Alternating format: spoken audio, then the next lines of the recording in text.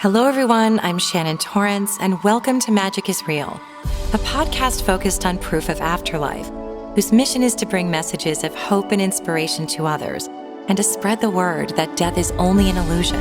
Our loved ones who cross over are still very much with us, and that we are all connected by and part of one divine, universal love. If you enjoy these conversations and want to hear more like them, it would mean the world if you would subscribe, like, comment, submit positive reviews, and share with like-minded friends. Thank you so much for your support and for being a part of the Magic is Real community. I wish you peace, light, and love always.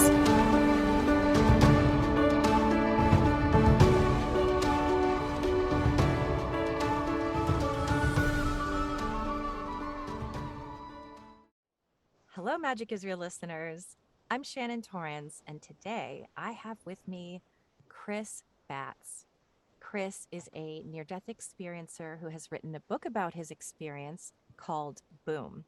He is a motivational speaker, and I'm so happy to have him here today. Thank you, Chris, for taking time to be here.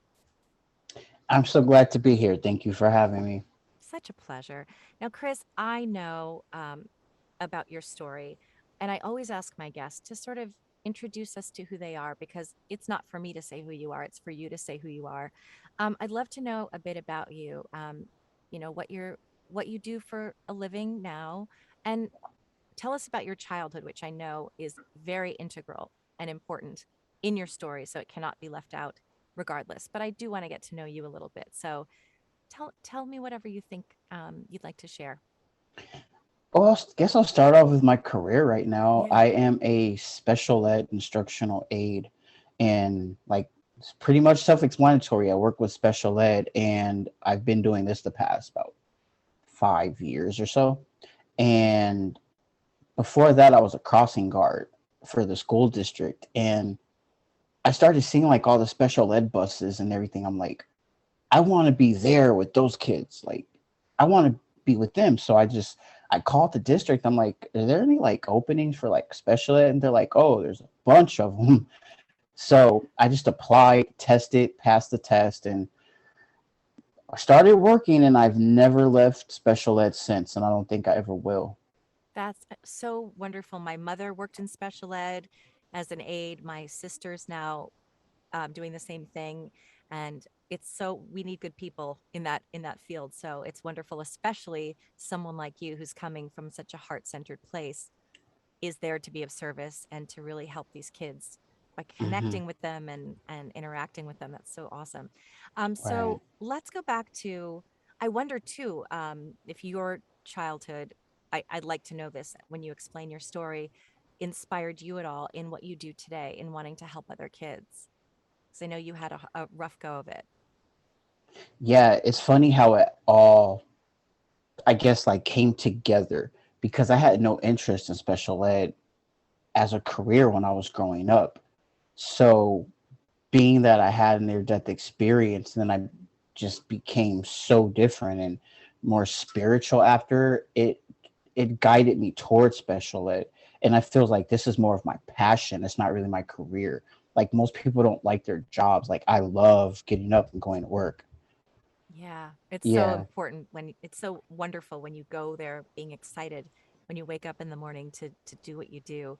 So yeah, please share whatever you're comfortable sharing about. I know you did write a book, so I know you're pretty open about it, but I'd love to hear. Let's kind of get into your childhood and how it all started. Okay, so when I was 6 months old, my mom threw me in a dumpster, in a neighborhood dumpster. A neighbor came and happened to just see me there. And I guess she was taking out her trash and she happened to hear a baby crying and it was me. So she was like, oh my God, like I know this baby, I know his mom.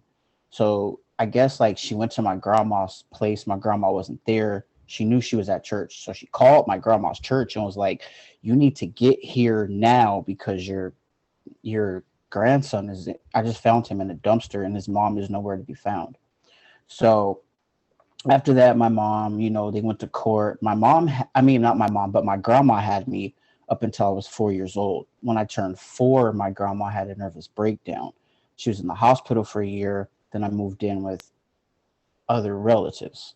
And this is the relatives that my mom talked about that were very mean to her. And my mom stayed away from the family, and I guess I see why. Like, they were like really mean people, especially to me. And I really think it was a lot of that had to do with me being my mom's son. So basically, I'm like the freaking spawn or something.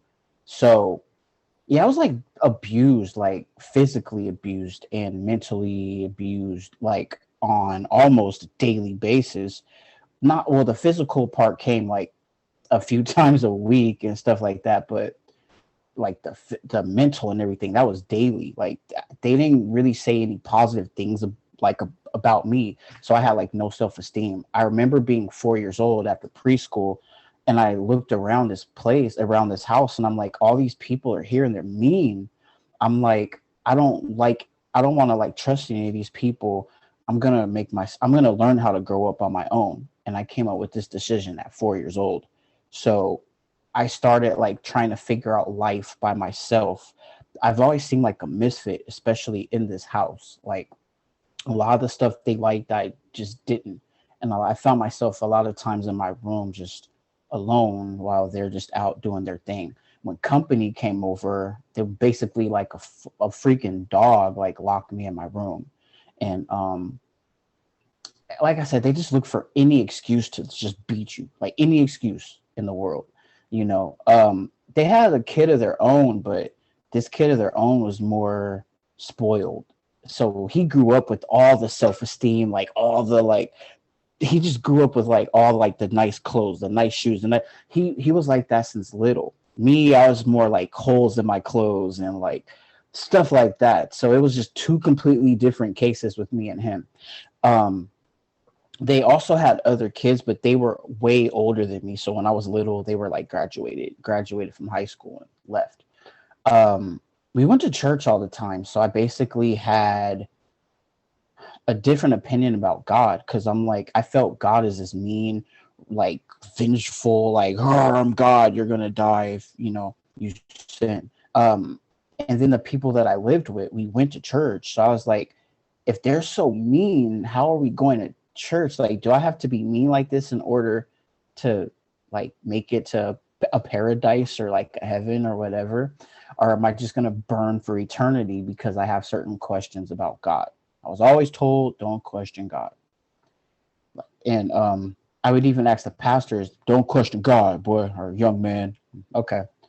Um, I basically went to a few churches, and I noticed they were like, a lot of them were the same. They were judgy, the most judgmental people like ever.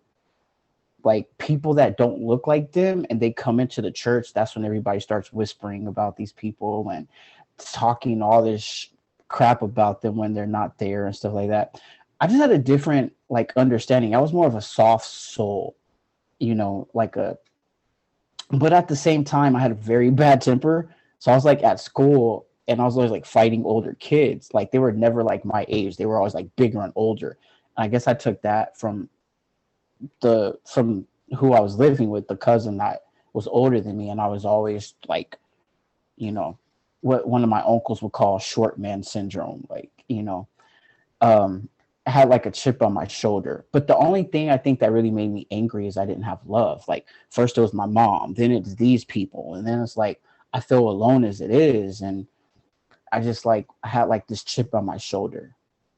So by the time I was maybe in like junior high, by the time I was 8, I started cutting myself because I was like thinking about suicide. That's when suicide thoughts started, when I was 8. And I was like, I'm out of here, man. Like, I'm out of here, man. And by the time it was like by the time I was like 9 or 10, I started writing music. So I was just writing raps, and that was my therapy. So, I mean, it made me feel good. And by the time I was maybe 13 or something, I went to visit my grandma one weekend, and I guess the people I was living with, they went in my room and went through my stuff as they usually would. And they found this book of music, of rap lyrics. And I know they had to literally dig through my stuff because I would always hide it like deep in my drawers. So I'm like, if they actually find this, I know they literally had to dig stuff out and look through everything I own to find it. And it said a lot of bad stuff about them. And a child that says certain stuff like that is for like bad stuff, like wishing death on them and stuff like that. Like, but obviously I wasn't mature enough to like know like, hey, this isn't good. I'm just saying how deeply how deeply hurt I was, and I don't know, like unwanted. I just wanted love and I wasn't getting it. And so yeah, by the time I was in high school, I ended up moving to another place. This place I stayed with at for a year. Um yeah, it's about a year. I kind of like all my suicidal thoughts went away in high school. Like I became like Mr. Popular, and I knew like everybody. So my social life was first, my homework was second, my grades started slipping, and then yeah, I started getting behind in school. A little bit before my 16th birthday, this place I was at, I noticed they were getting money like to take care of me, just like the other place I was at. They were getting money to take care of me, but I happened to notice like I stopped seeing any of this money. Like I wasn't getting lunch money anymore. I wasn't like getting like it was a lot of stuff started changing. And I noticed these people I was with, they started getting newer stuff like entertainment systems and all this other stuff. I'm like, well, what the hell? What are they gonna do for me? You know? So I left this place, then went to one other place, which was with one of my aunts, and this is where I stayed till I was maybe like 19 or 18 years old, and then I left at 18. Um, yeah, this aunt was, and like I said, like all these places I've been to, like I just can't catch a freaking break. Like it's every place was just horrible. They're just like the same people who don't really care about you.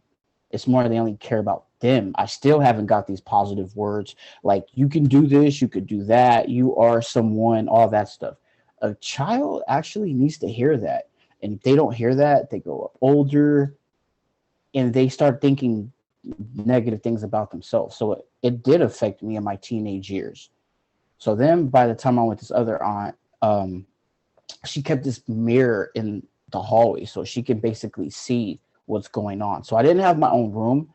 I slept in the living room, but my chance of privacy was like none because she was this aunt, I think was like mentally something was up because she would look through this mirror in her room to where she could see into the living room. And she would always look through that mirror and she never would close her door.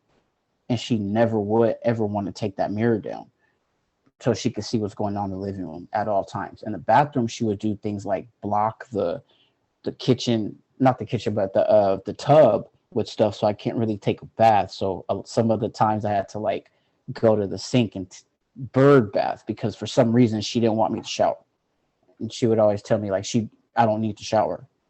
It was weird. And yeah, sometimes I'd be like, can you just close your door so I can get some privacy just for a while? No, she didn't do that. So this is the kind of place I was at, and suicidal stuff started coming back again. I moved out. I was on my own doing good, but at the same time, I had a lot of friends that had their family. They moved on with their lives. They had their families like support them like for their first jobs, their first cars. Like they had some type of handout. Like I literally didn't have any handout. So like I basically took the long way of doing everything. So here I am at the bus stop because I don't have anybody just to help me get a car. Like, you know, and don't really have money like in the summertime for like freaking soda when I'm out looking for jobs because I didn't have anybody to do that for me. So I don't know. It just seemed like I really had a short end of the stick. I think that main family thing, if I had like family to say like, we love you and they genuinely do love me, I think I would have turned out like so much better. So I know like in the later years, in my 20s, as my friends were just going on doing their own things, they already have cars and like houses by then, like not even apartments now. They're doing like really good now, but I'm still behind. So I'm playing like catch up. So these suicidal thoughts start coming back again. And then I started feeling low self esteem like a lot. So I started like taking these pills because I was a kid. I had epilepsy. So I sort of knew when I got older, I'm like, I think I can get a hold to some medicines. I didn't want these for the epilepsy. I wanted them to like just take them all and just get out of here and get it done. But that didn't really work. I just ended up, I remember I took a bunch of them and ended up passing out on the floor. All this was bloody. I still have a mark right now from like the concrete. It was crazy. And I was like, well, maybe that one won't work. Let me try something different now. I mean, I've called suicide hotlines. I literally did it all, like to try to think about why should I stay here. Then I'm like, no, I don't want to be here. So I then started planning like years later. I'm like, I'm just gonna kill myself. I'm gonna take myself out of here. So I thought about different ways I could do it. I went to the train station, and this was my main ultimate decision. Go to the train station. I stayed there all day and watched each train pass by. I could have just called or something like that, but the experience was more like real if I'm there and I'm looking at these trains leave. So I looked at them for hours, and I figured out I'm getting the 6:30 train and I'm out of here. That's the train I was going to get. And I just needed to plan a day. So as time went by, I was at a friend's house. We were having an argument. They went in the bathroom. I just booked it. I took off and I left. This friend was the only one that really sort of knew I was like suicidal. I didn't tell like anyone. So I guess they sort of had an idea of what I was going to do. So I just end up leaving. And as I'm walking a few blocks away, I hear their car honk. They honk their horn and they're like, get in the car. So I got in the car. And I'm like, damn, like so much for that plan. I have to come up with something new now. Like a new plan.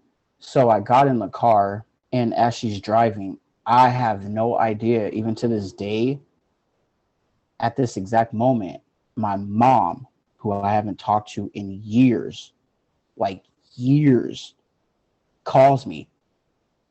I answer and I'm like, how did you get my number? She says, your grandma told me you were asking about me. I called, so she gave me your number, and I called to tell you, don't look for me. I'm not your mom. I don't want you. I never wanted you.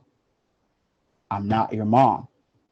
So I looked at my phone and said, F you, you never were, and opened my friend's window and tossed it out. So as my friend is driving, they make this like right turn, and as they're like, they hit the gas and they're just driving. And I just looked at my friend and I said, like under my breath, I'm like, this, F this. And I just opened the door and jumped out. And I just remember this boom, like hitting the back of my head on the concrete.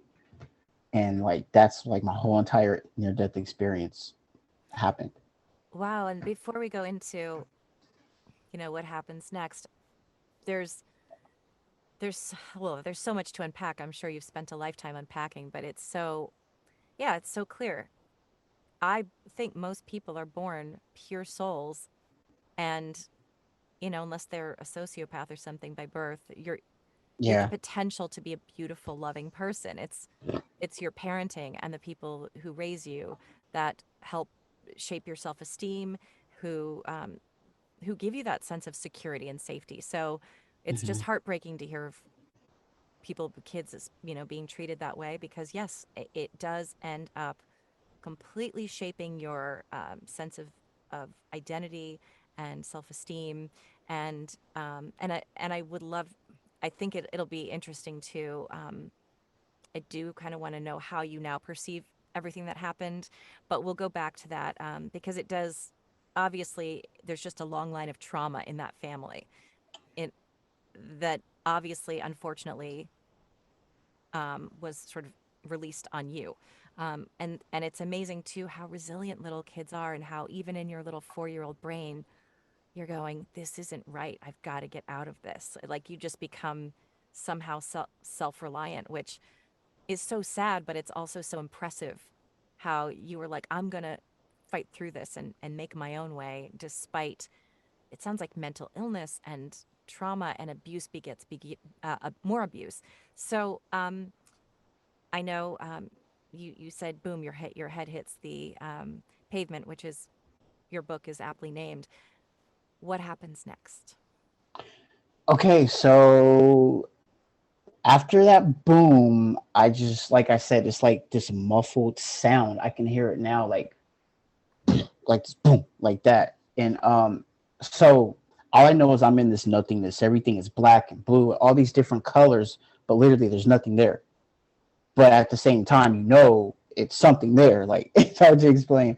So I feel like the strongest, most intense presence I've ever felt in my life. And you just know it's the ultimate God, creator, source, whatever you want to call it. That's what it was. And you just know that's what it is. So I had a bunch of questions in my head. And it's not like, let's say, start talking to me like I'm talking to you. It was more like telepathy in the mind. You hear it here, you feel it here. And like, after everything that God was saying, it kept like piercing my heart like thunder, just like everything. I had these questions in my head, and I didn't see God's face. I didn't see any like features. I didn't see any type of figure. I just felt. And all these questions I had in my head were answered right away. So basically, without me asking, it literally was like, let me reintroduce myself. I am God. Yes, I am real. Yes, angels are real. They're a gift from me. Want to meet them?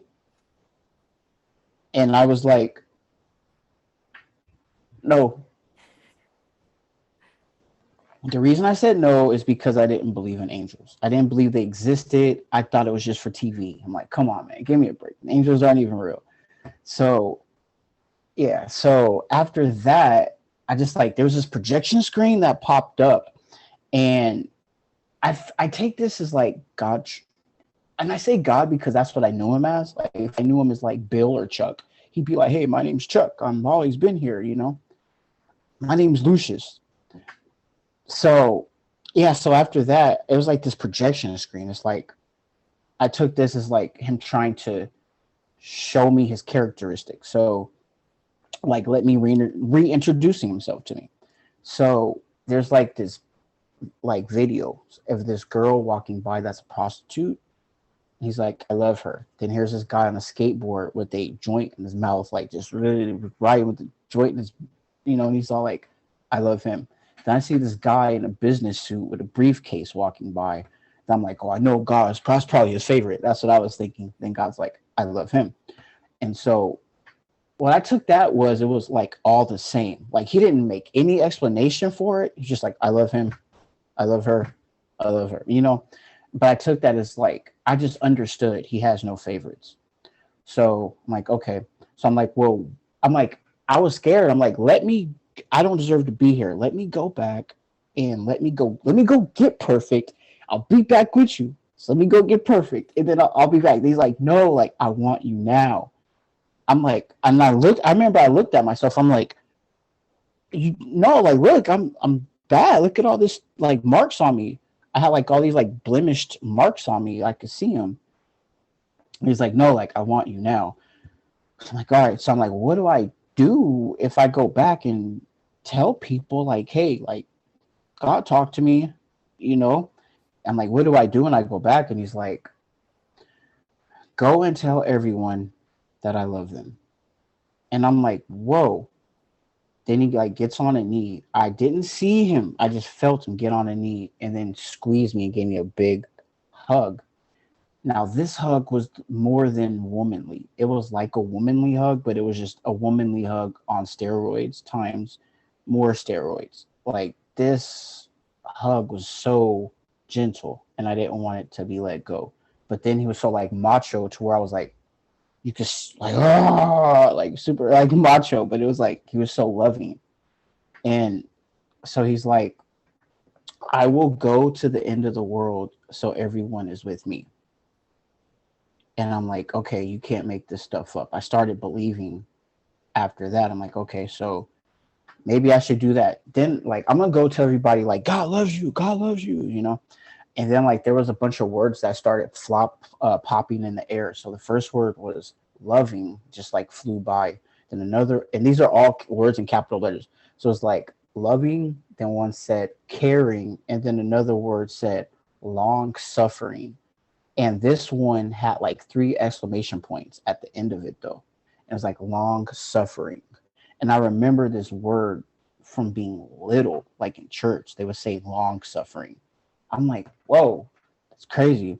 So after that, okay, poof, now I'm in the sky and everything, like I couldn't see God, but this place where I'm in the sky, I could see everything. Here's the clouds, here's a bunch of Bibles just being thrown around and a bunch of crosses being thrown everywhere.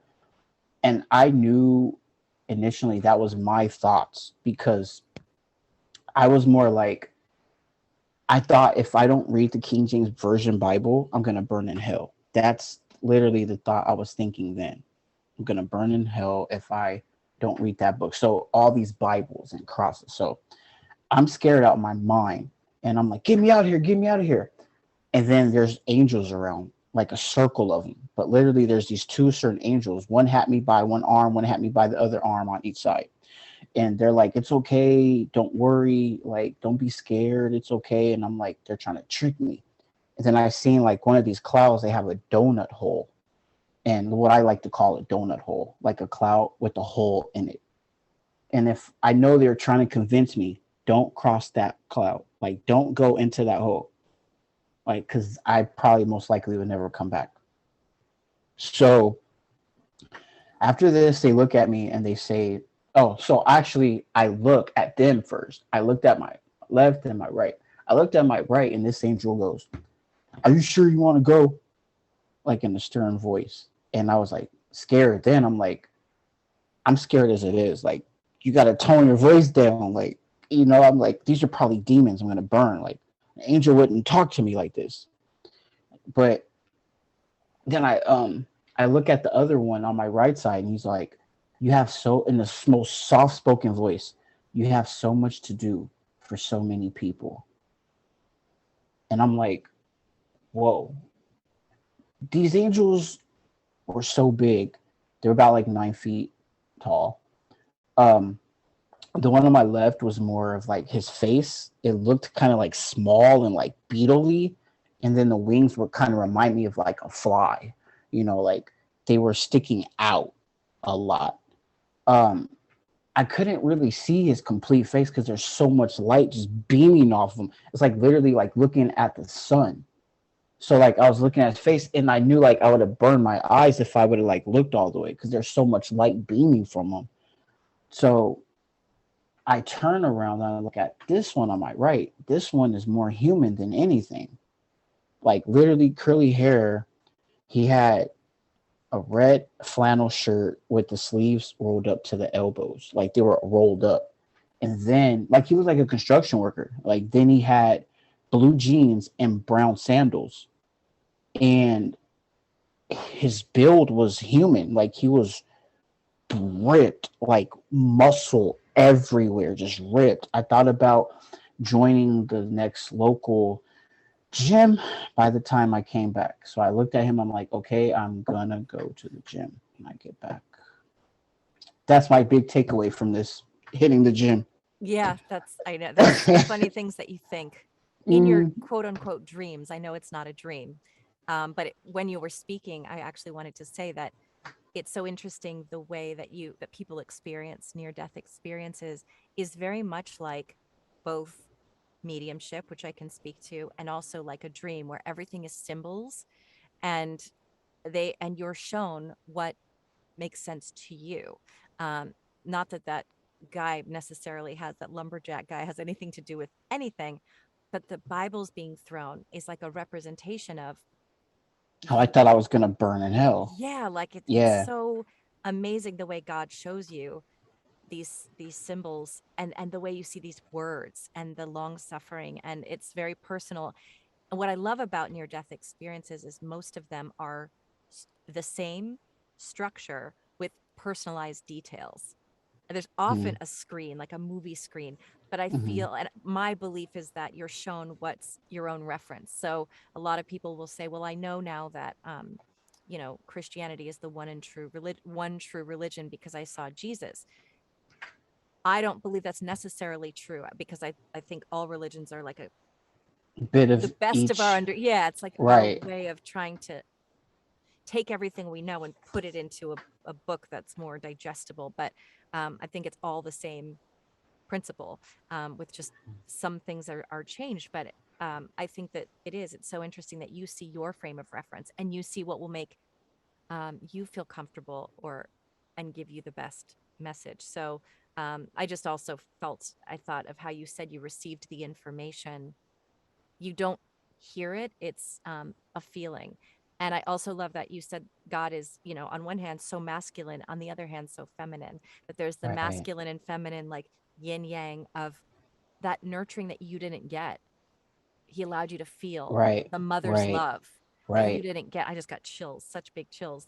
That Right. he was showing you that you are loved, and if your mother on earth can't do it, just know that this love exists regardless. And I think that's so beautiful. So, um, and then in mediumship too, I was thinking of how everything is a symbol, how it's like charades.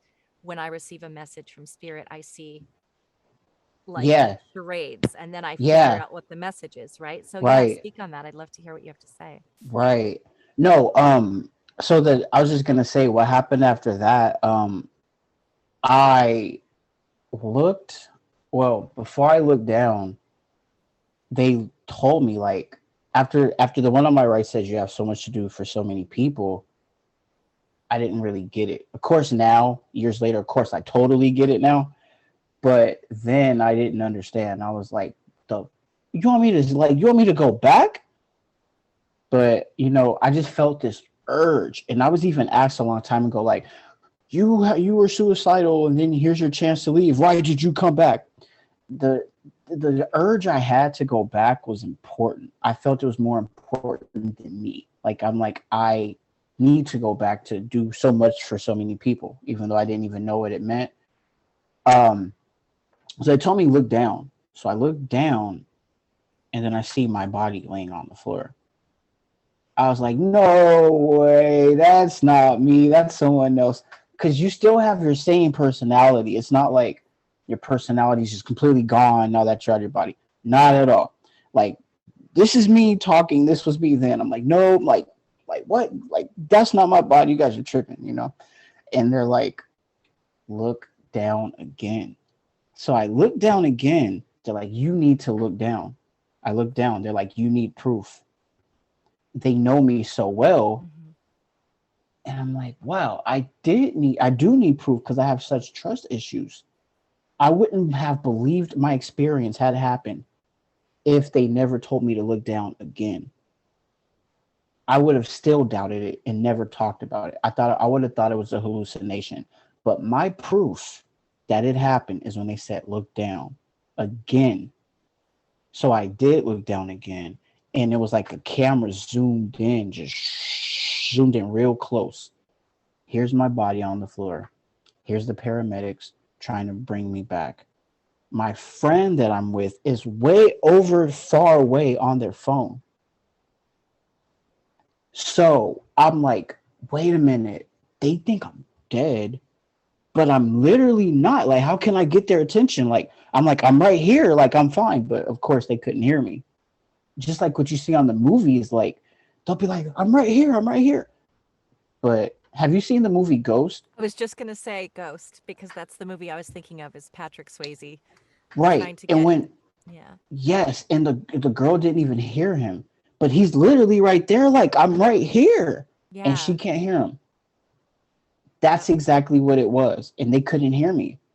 So I looked at both of the angels and were like, okay. So they're like, do you want to stay or do you want to go? They actually gave me a decision to stay or go. So they're like, do you want to stay or do you want to go? I said, I'll go back. And they're like, are you sure? I'm like, and I looked at that hole and I'm like, sure would be nice to get out of here, but like, let me take one last look. Then I came back and was like, all right, I'll go. Boom. And that's when pretty much I guess the whole near death experience was over.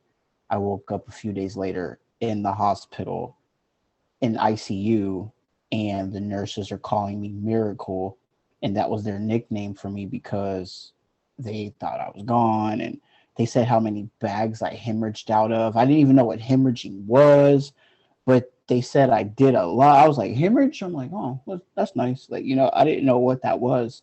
And then I just remember I didn't remember anything that happened. I looked at the food and was like, can I have this jello? They're like, yeah, of course you can have it. I'm like, yes, like, yeah, there you go. I still couldn't really talk or walk or anything, but I Yeah. was awake. And did you sustain brain injury? Um, what did they say had happened to your actual physical body? And that's what I'm saying. I literally was, while they're talking, I'm like in and out the whole time. And I don't even have like the paperwork or Right. anything or like that. Like, Basically, brain hemorrhage is what but it sounds like. that's Yeah. all I understood was they said how Yeah. many times I threw up green stuff and how many times I hemorrhaged out of bag. They said I hemorrhaged out of a few bags, and I didn't know. Like I said, I didn't know what hemorrhage was. Yeah. So Wow. Yeah, yeah, that is incredible, and it is a miracle because it's also a miracle that you were given the choice and that spirit worked it out so that you would heal. Now, I'm sure at this point you weren't feeling entirely comfortable in your body, were you? I'd love to know how you felt back in your body, especially having sustained the injuries you'd sustained, but also did you wake up going, "Wait, did you know what a near death experience was or remember that that's what had happened? What was your reality at that moment?" they kept me so. I'm gonna be honest with you. They kept me so high on these Yes. medicines that I was just out of it for days, and I Yeah. would get calls, and people knew I was in the hospital. I didn't even know how they found out. Uh, I just know that a few days later, I got like about almost a week later or something like that from the hospital. I did realize something happened when I was wheelchaired out, and I looked at the concrete when I got outside of the hospital. So I looked at the concrete, and it was like that, like deja vu. Like I heard that boom again, and like I didn't mention when I first heard that boom when it happened.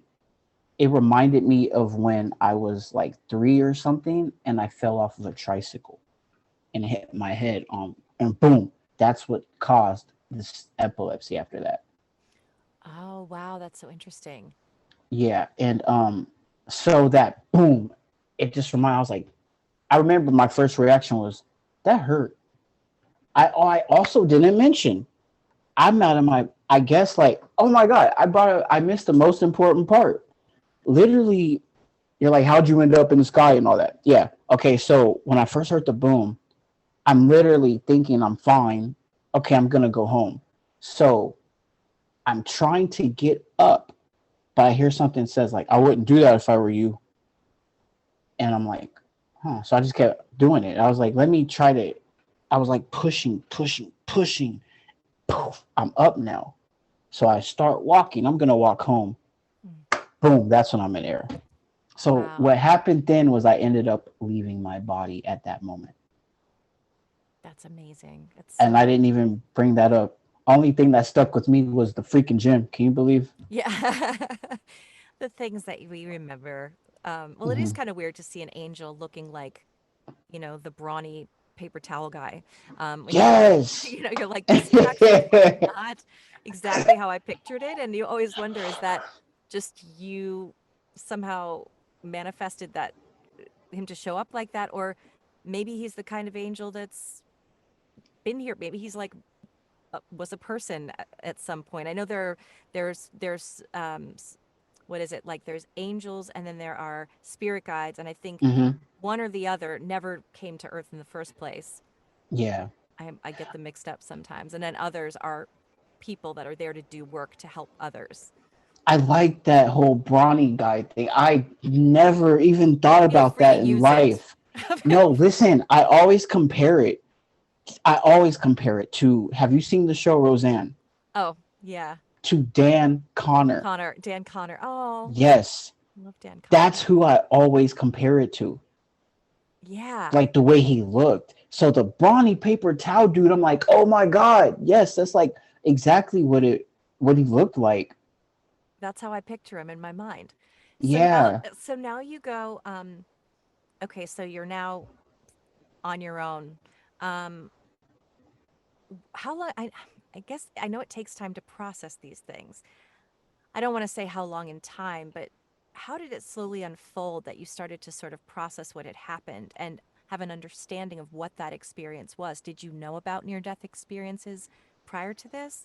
Um, or was this sort No. of like, wow, this thing happened and you just accepted it as, No, when I got wheelchaired out of the hospital, like I said, when I looked at the concrete, that's when I just had that boom. yeah, But this time the boom sound came from like, this seems familiar. That ground looks familiar. Like when I hit my head. I'm like, then I was like, something happened, but I don't know what. yeah, So I looked at the sky and I seen the horizon, like the mountains, here's the sky, here's the sun, everything was so clear.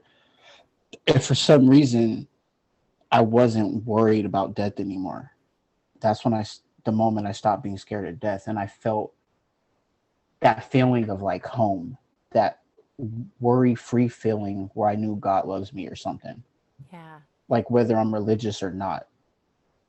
So I think it was basically maybe a couple months during my healing and stuff like that when I started getting better because I was losing my balance for a while, and then my tongue, when I would talk, it would like get stuck, so I couldn't like get certain words out. Yeah. And yeah, but I do remember hearing these voices, and these voices sound familiar, which they sound like the angels I met.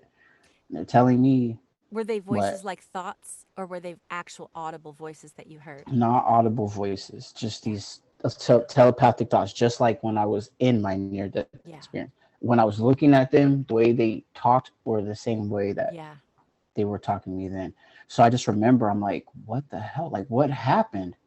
So I just remember hearing, like, just look up people who died like I did. So I was like, hey, that's a good idea. So I went on Google, people who died just like I did and then came back.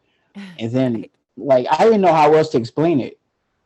And I started seeing like experience, near death experience. I'm like, oh, I'm like, I had a near death experience. What the heck is a near death experience? So then I started looking at certain YouTube videos. I'm like, oh man, I started like binge watching like NDEs and stuff like that. And it just so happens, okay, there's this rapper named Prodigy, and he was in this group called Mob Deep. And this guy basically was always speaking about the truth and about like the truth about all this different stuff.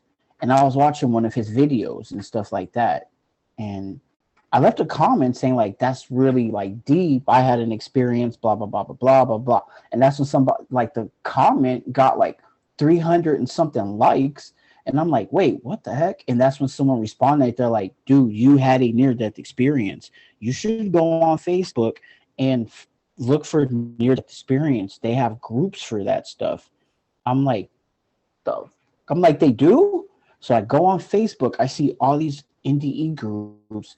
I started reaching out to a few people. I'm like, I hope I don't sound crazy, like, but I think I had what they call a near death experience. I'm like, but you guys can judge yourself. I'll tell you what happened. After I shared it, they're like, you had a near death experience and you should tell your story a lot. And Yeah. that's when I found out, I'm like, oh, okay, so I had a near death experience. Yeah. And this is this was going to be my first segue into talking about those groups. And then I also have questions um, after that. But I wanted to say that a lot of people I've spoken with, because I've become friends with a lot of you people, and that some of them didn't know what had the same experience. They didn't know exactly what the name was for what happened to them. And then they found that there were other people that had had the same experience. And I don't know what the actual, you may know what the actual numbers are in terms of who's reported it. And I'm sure there are tons of people that haven't because of religious beliefs or cultural beliefs or whatever, or not wanting to seem crazy. And I also know, and I also noticed there are certain like um, people that come forward and certain people that don't. And I think you're like, well, it's cultural. Because I was saying, like, where are the people of color, like, for instance? And I think there's also, there are some, but I think I'd like to know what you think about that, that a lot of people that are kind of like, there are religious differences, cultural differences, and also demographic, like cities. It's just a different sort of relationship with opening up about these things. So I'd love to hear what you have to say about that as well. Yeah, no, I mean, I totally noticed this is like a big community and not a lot of, I'll just say what it is, not a lot of like African American Yeah. people really are going to tell their story. And I know the reason because most of us grew up in that Baptist religion. Like, I went to a couple of the churches after my experience, a Pentecostal and a Baptist Christian Yeah. church. I told them my experiences, and they all said the same thing. You met demons. Yep. God gave you a second chance to come back and get your life together and get right with God. Yeah. Stop playing with his word and all that. Yeah. You didn't, God, nobody's ever been around God and lived and blah, blah, blah, blah, blah, blah, blah, blah, blah. So they all said the same thing. So I know my thing was judgment, but at this point, I didn't really have anybody to impress. I really I didn't really care about Yeah. a lot of, because I didn't really have family like that Right. to tell them and they're going to like care or judge me. So my thing is I really had nothing to lose. But there's a lot of people who actually do have for your church and their friends and all that. And they'll get judged. So they're definitely not, especially when you're young and black and you come out with a story like this. This like That's basically you're putting yourself out there as a target, in other Yeah. words. Yeah. And Yeah. that's the feeling I get, because I was like, I want to talk with more people. And it just seems to be sort of like one category of people. But I I think, yeah, go ahead. I do feel like though if more like people of color would, because it doesn't just happen to me, this happened to I so many know. other people. So if more people of color actually did speak about it, then one after the other would be like, oh, okay, well maybe I feel comfortable to tell mine now. Oh, okay, well Exactly. I've seen some that did it. I can tell my story now. Exactly. And also to see that all of these people that I've interviewed are all clearly very sane, very good, kind. They're not kooks. Like, that's sort of why I want to do this too, is to sort of normalize it and let people know it's not what you think. I didn't believe in angels before either. I thought they Mhm. were just these little tchotchkes that weirdo cat ladies would put on their shelf. And I was like, that's not a thing. And now I don't Right. believe it. What were you going to say about that? Right. No, just I'm listening to Yeah. what you're saying and agreeing. Yeah. And Yeah. so, but I think, I know that Ray New, who I interviewed, and I were speaking about this. And um, I think, she was saying one of the most beautiful things that's happened, although she has lost mobility in her leg and had a traumatic injury. She was hit by a bus, for any of you who haven't seen or listened to I that haven't. episode. Yeah. And but she said she doesn't feel sorry for herself. She feels like it brought her to this community of people who are, I can attest to, are just some of the best, most beautiful people I've ever met in my life. Yeah. And that's Yeah. why I'm so happy to be a part of all of this. But Wow. she was saying about the international, talk about ions, if you will, because we need to talk about it for to sort of bring awareness and help people know where to go if this happens, but also because there's some exciting stuff coming up around that. So IANS it stands for the International Association of Near Death Studies. And basically that's the community has grown so much over the years. It's like insane.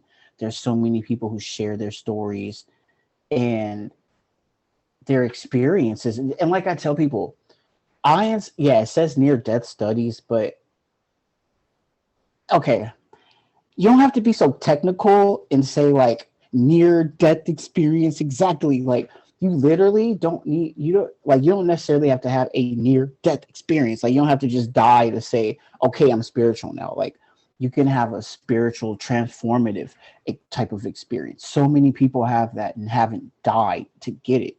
So it's not like you have to just literally like, hey man, I heard you died.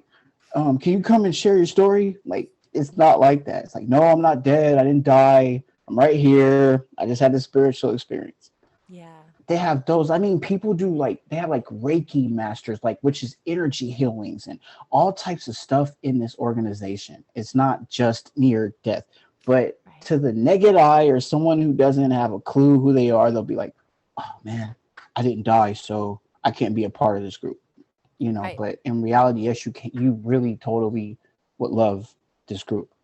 That's what I love about it too, is I have not had a near death experience, but I also was not spiritual until much later in life. And it's a beautiful community to be a part of. And it's so enlightening, inspiring, and the people, they're all about love because they've learned that that's what it's all about. And so Love and that's light. love Hmm. and light, and that's all I really want to be around. I mean, that's, we want to surround ourselves with people who are supportive and compassionate and forgiving and loving, and it's such a beautiful thing. So um ions actually has a lot of events that they do, and I'd love for you to speak about some the great stuff that's coming up in September.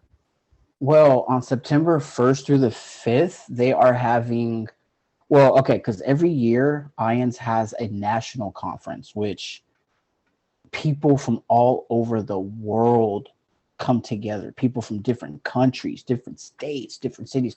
Everybody gets together at this one conference, and they have certain speakers who've had near death experience or spiritual experience. They have Reiki teachings, they have spiritual healing areas. There's so many things, and people get together and just basically celebrate, their experiences and celebrate love and light.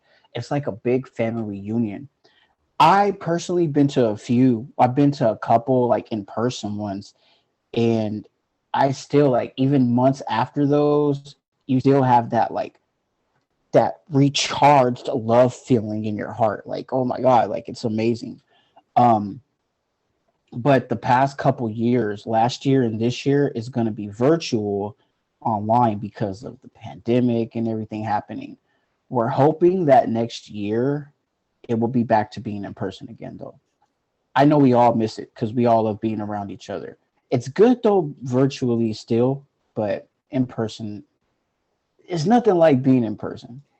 I can't wait to go when it opens up again. But yeah, and I will put links below, so if anyone's interested in seeing what speakers they have and that sort of thing, it's all done by Zoom now, and it's still so Right. awesome. And I've actually found a whole community of, I call it my Zoom community, but I love to that you just said how even months later you just have that sense of love. It just gave me more chills because it makes me so happy for you who didn't have a family and who lacked that love, and now you have that. And I just think that's so touching.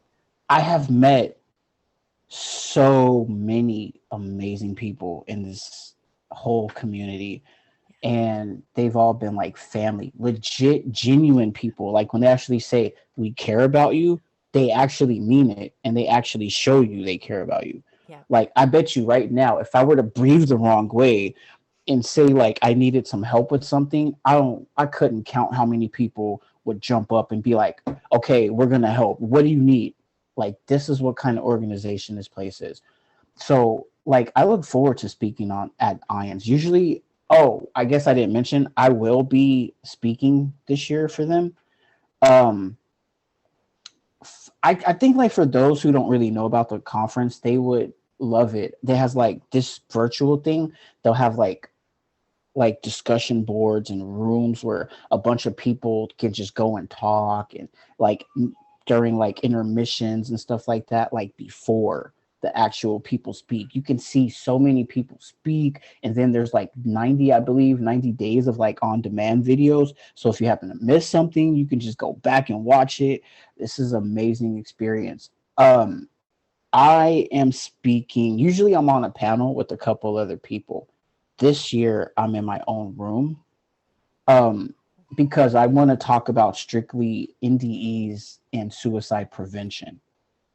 Yes. So I really want to stress suicide prevention this year. So I'm able to have my own area to speak more on it. That's where there you go. There's your purpose. I mean, you have other purposes. You have That's my purpose. it that again, chills. I mean, your purpose is also working with kids. Being a light in this world is a purpose in itself. Just even the connection that you're making with me means something to me because it touches me and our connection is beautiful enough. But then yeah, your role is to help others in that way. And that's so I'm so glad you chose to come back. Um, One of the things I wanted to ask you about is in light of all the abuse that you suffered and the way that your mother treated you, having had a near death experience, how now do you perceive what happened to you and what insights have you sort of come to in regards to why the people that hurt you were the way they were and just the dynamic has it changed in your mind? I see everything differently. I was very angry about what happened then, but like after a near death experience, it changes you and you like start thinking differently. So instead of saying like I'm angry at this person, my mind is more now at like what were these people going through in their mental head that they had to treat a child like they did.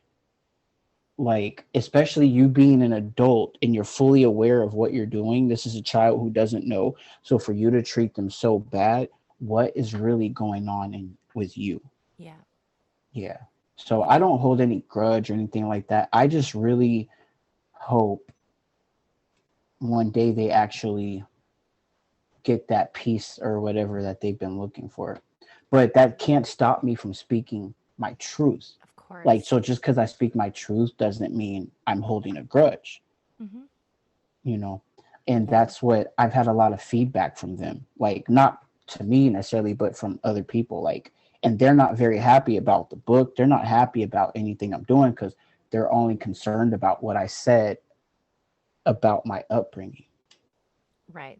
They're missing Yeah. the message because They're of their missing the egos. big Yeah. picture. Yes. Well, I mean, it's not flattering. I mean, it's you hurt a child that way and neglect a child that way. It's sad because it's hurt people. And Yeah. so obvious and I think it's amazing to be able to find it must be very difficult, but to be able to find some compassion for they were abused, they had mental illness when you've Right. been so treated the way you were, because it's just heartbreaking to think of this little sweet baby angel, just pure little love and light being having his soul crushed like that. And it just hearing your story to me is so inspiring and makes me feel happy because it that you've been able to do so much healing, that God gave you the opportunity to heal by showing you that kind of love. And that's just the best thing. And I know in your formative years, those are the years that matter the most in a child's development. So you could have gone on such a different path, and you could have ended up violent yourself, abusing other people, and you did end up suicidal, which is just as you're hurting yourself.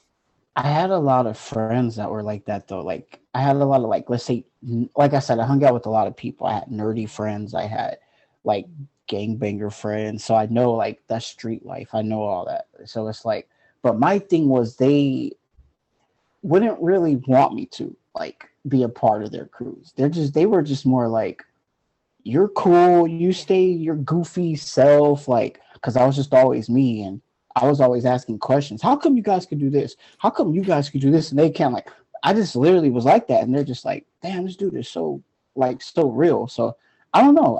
I seen everybody the same. I didn't treat them differently than other people, and Right. I'm like, okay, you guys are gangbangers, but that's cool. We can still be friends, right? Like that's how I Right. was.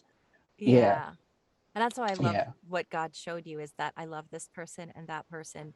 And I know you mentioned too, I've heard you say that he also said there was something you saw something happen where somebody was treating somebody poorly, grabbing his daughter by the arm or yeah. something. There was this man that was grabbing his son by his That's right. neck, and he was just like dragging him by his neck, and then just in like the most calm voice, God was like, "I don't like that." Right. That's all he said. I don't Yeah. like that. Yep. It's like I love this person. I love this Yeah, person. I I don't don't like like that. that.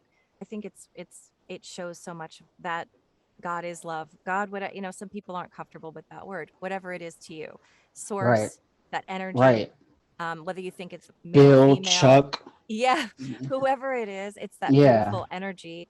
I love your story because your experience was so in depth in a way that had so many visuals and so much clear information. How has it informed your life going forward? I know you've touched on it, but just in summary, what is it that you want people to know? And how has this changed you the most? it changed everything. It changed the way I am. I have much patience. Like temper is very, very much better than it was before. Um, I work hard on being better each and every day. So I look for like maybe something I'm not doing as well as I could, and I want to be better. I want to treat people better. I want to, be more understanding. Less. I don't want to be judgmental. I don't want to be, like all these things. Like I just want to be like, I guess you could say like Jesus or like God or Hmm. something. Like Yeah. to just love everybody, and that's it. As far as people that are like suicidal and all that stuff, I tell them that they are loved, they have purpose, and by the time they're willing to give up, something just might happen to where it changes them completely. Like so they don't want to miss out on their good things just because they didn't have a little bit of patience, like Yeah. basically like stick around and there's at least someone that you can talk to. Even if you feel like embarrassed or something, you never know how someone will react. Like you Yeah. just might have that person there for you. Yeah. And I think, like you said, you found this community of people that just embraced you and without asking. I mean, you're who you are and you're beautiful because you're a soul too. And I think it is so Yeah. sad that so many people don't have that feeling, but there always are people out there that will care. And so I think it's beautiful that you're encouraging them to reach out and to stick around because when you feel bad or you're dealing with something like bipolar depression or something of that nature, the pain is excruciating.